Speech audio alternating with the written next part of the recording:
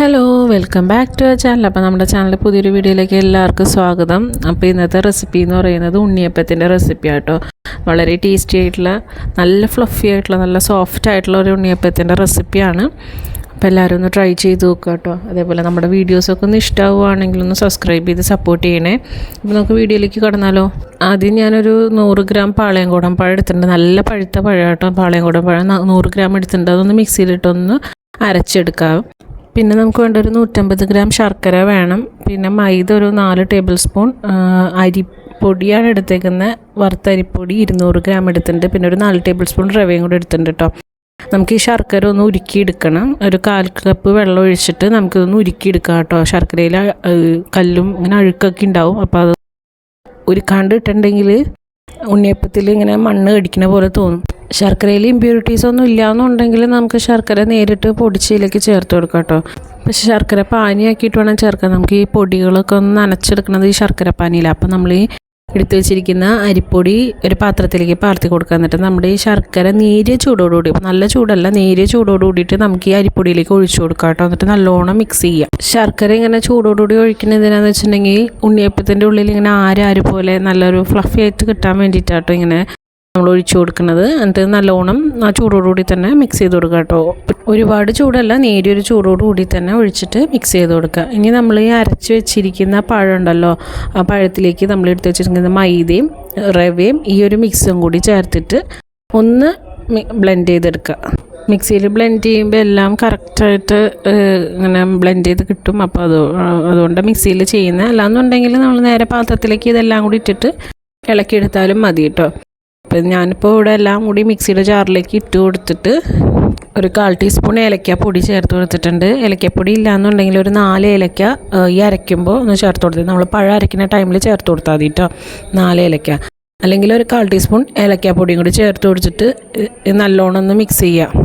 നമ്മൾ അരച്ചിരിക്കുന്ന മിക്സ് ഒരു പാത്രത്തിലേക്ക് പകർത്തി കൊടുക്കുക. എന്നിട്ട് ഒരു 1/4 കപ്പ് വെള്ളം കൂടി ഞാൻ ചേർത്ത് കൊടുത്തിട്ടുണ്ട് കേട്ടോ. വെള്ളമല്ല, ശർക്കര പാനിയിലെ ആ പാത്രത്തിൽ തന്നെ കുറച്ചും കൂടി വെള്ളം ഒഴിച്ചിട്ട് തിളപ്പിച്ച് ചൂടാറിയിട്ടാണ് ചേർത്ത് കൊടുത്തത്. എന്നിട്ട് നല്ലോണം മിക്സ് ചെയ്ത് കൊടുക്കുക കേട്ടോ. നമ്മൾ ശർക്കര പാനി എടുക്കുമ്പോൾ കുറച്ചും കൂടി വെള്ളം കൂട്ടിയെടുത്താലും മതി. അല്ലാന്നുണ്ടെങ്കിൽ ഇങ്ങനെ നമ്മൾ കലക്കിയിട്ട് ഒഴിച്ചു കൊടുക്കുക. ആദ്യം തന്നെ ഒരുപാട് വെള്ളം ഒഴിക്കുന്നത് വെച്ചാൽ ലൂസായി പോയി കഴിഞ്ഞിട്ടുണ്ടെങ്കിൽ മാവ് കറക്റ്റ് കൺസിസ്റ്റൻസിയിൽ കിട്ടില്ല.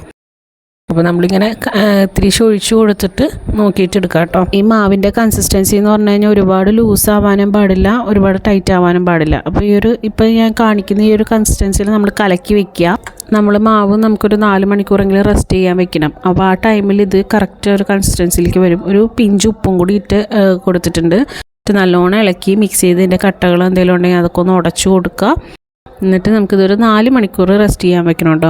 പിന്നെ ശർക്കര, ഇവിടെ ഞാൻ എടുത്തിരിക്കുന്ന ശർക്കര പഞ്ചസാര ചേർന്ന ശർക്കരയായിരുന്നു. അത് വെളുത്തിരിക്കുന്ന നല്ല കറുത്ത ശർക്കര എടുക്കുകയാണെങ്കിൽ ഉണ്ണിയപ്പം നല്ല കറുത്തിരിക്കും കേട്ടോ. നല്ല ഒരു ബ്രൗൺ കളറിൽ തന്നെ കിട്ടും.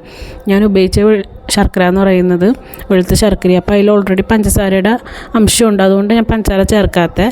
കറുത്ത ശർക്കരയാണെങ്കിൽ ഒരു 2 ടേബിൾ സ്പൂൺ പഞ്ചസാരയും കൂടി ചേർത്ത് കൊടുക്കുക കേട്ടോ. എന്നിട്ട് അത് റെസ്റ്റ് ചെയ്യാൻ വെക്കുക. വേറൊരു പാനിലേക്ക് ഒരു ടേബിൾ സ്പൂൺ നെയ്യ് ഒഴിച്ചു കൊടുത്തിട്ട് ഒരു പിടി തേങ്ങാക്കൊത്ത് എടുത്തിട്ടുണ്ട്.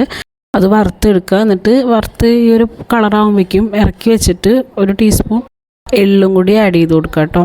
ഈ വറുത്ത് വെച്ചിരിക്കുന്ന തേങ്ങാക്കൊത്തിൻ്റെ ഇത് ചൂടാറിയതിന് ശേഷം മാത്രം മാവിലേക്ക് ഒഴിച്ചു കൊടുക്കുക. നമ്മൾ ഉണ്ടാക്കുന്ന ആ ടൈമിൽ ഒഴിച്ചു കൊടുത്താലും മതി. എന്നിട്ട് ചൂടാറിയതിന് ശേഷം ഒഴിച്ചു കൊടുക്കണം, അല്ലെങ്കിൽ മാവ് പെട്ടെന്ന് വെന്ത് പോവും ചൂടോടുകൂടി ഒഴിച്ചിട്ടുണ്ടെങ്കിൽ. എന്നിട്ട് നല്ലോണം മിക്സ് ചെയ്ത് കൊടുക്കുക. മാവ് ഒരു 4 മണിക്കൂർ റെസ്റ്റിന് വെച്ചതിന് ശേഷം നമുക്കിത് ഉണ്ടാക്കി തുടങ്ങാം. ഇപ്പോൾ ഞാൻ ഈ മിക്സിലേക്ക് ഇതെല്ലാം നല്ലോണം മിക്സ് ചെയ്ത് കൊടുത്തിട്ടുണ്ട്. ഇനി നമുക്കിത് ഉണ്ടാക്കാൻ തുടങ്ങാം കേട്ടോ. നമുക്ക് ഉണ്ണിയപ്പച്ചട്ടി അടുപ്പത്തേക്ക് വെച്ച് കൊടുക്കുക കേട്ടോ. എന്നിട്ട് നമുക്ക് അതിലേക്ക് ഓയിലോ വെളിച്ചെണ്ണ എന്താ ഇഷ്ടമെന്ന് വെച്ചാൽ അത് ഒഴിച്ചു കൊടുക്കുക. കൂട്ടത്തിൽ ഒരു ടേബിൾ സ്പൂൺ നെയ്യും കൂടി ഒഴിച്ചു കൊടുക്കുക കേട്ടോ. അപ്പോൾ ഉണ്ണിയപ്പത്തിന് നല്ലൊരു ടേസ്റ്റ് കിട്ടും. എണ്ണ നല്ലോണം ചൂടായതിന് ശേഷം മാവ് ഒഴിക്കാൻ പാടുള്ളൂ കേട്ടോ. അല്ലാന്നുണ്ടെങ്കിൽ നമ്മൾ മാവ് ഒഴിച്ചിട്ട് അത് ഒട്ടിപ്പിടിക്കാനുള്ള ചാൻസ് ഉണ്ട്, നമുക്ക് മറിഞ്ഞ് കിട്ടില്ല.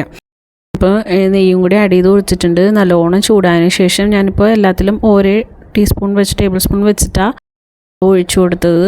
നമ്മളുടെ ഉണ്ണിയപ്പത്തിൻ്റെ കാരപ്പത്തിൻ്റെ ചട്ടിയുടെ അതനുസരിച്ചിട്ട് ഒഴിച്ചു കൊടുക്കുക. നമുക്ക് എന്തോരം വലിയ വേണോ ചെറുത് വേണോ അതനുസരിച്ച് ഒഴിച്ചു കൊടുക്കുക. ഞാനൊരു മീഡിയം സൈസിലുള്ള ഉണ്ണിയപ്പമായിട്ട് എടുക്കണേ. അപ്പോൾ 1 ടേബിൾ സ്പൂൺ വെച്ചിട്ട് എല്ലാത്തിലേക്കും ഒഴിച്ചു കൊടുത്തിട്ടുണ്ട് കേട്ടോ. പിന്നെ ശ്രദ്ധിക്കേണ്ട ഒരു കാര്യം, നമ്മളിങ്ങനെ ഒഴിക്കുന്ന സമയത്ത് ഫ്ലെയിം ഹൈയിലായിരിക്കണം കേട്ടോ. എന്നിട്ട് എല്ലാം ഒഴിച്ച് കഴിഞ്ഞതിന് ശേഷം മീഡിയത്തിലേക്കോ ലോയിലേക്കോ മാറ്റി കൊടുക്കുക.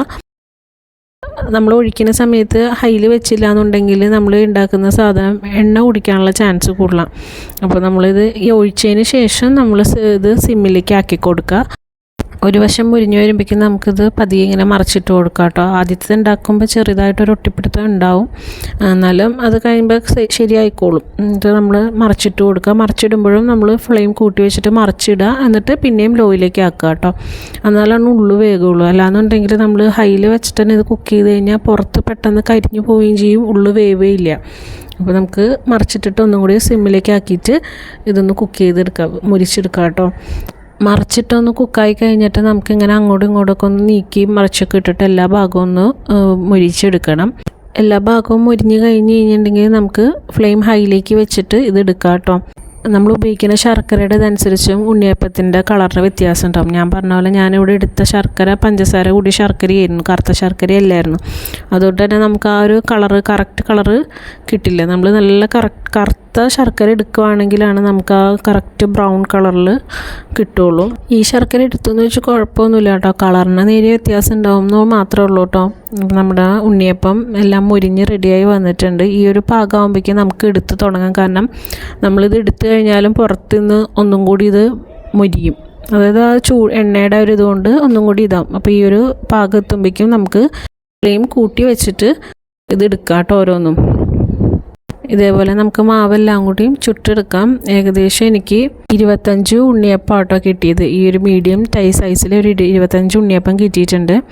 അപ്പോൾ നല്ല സോഫ്റ്റ് ആയിട്ടുള്ള ഫ്ലഫി ആയിട്ടുള്ള ഉണ്ണിയപ്പമാണ്, വളരെ ടേസ്റ്റി ആയിട്ടുള്ള ഉണ്ണിയപ്പമല്ല. അപ്പോൾ എല്ലാവരും ഒന്ന് ട്രൈ ചെയ്ത് നോക്കാം കേട്ടോ.